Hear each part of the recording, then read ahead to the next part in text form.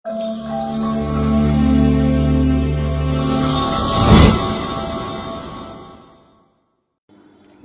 நம்ம டயபெட்டிஸை பற்றி பார்க்கலாம்.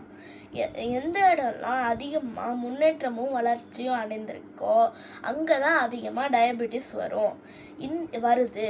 இந்தியாவில் கேரளாவும் தமிழ்நாடும் தான் அதிகமாக வளர்ச்சி அடைந்த ஸ்டேட்டு.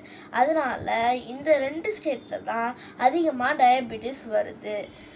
பஞ்சாப், டெல்லி, கோவா மாதிரியான ஸ்டேட்டும் வளர்ச்சி அடைந்த ஸ்டேட். அதனால அதுலேயும் அதிகமாக டயபெட்டிஸ் வருது. ஒடிஷாவில் நிறையா அரிசி சாப்பிட்றாங்க, ஆனால் அவங்களுக்கு டயபெட்டிஸ் வர்றதில்ல.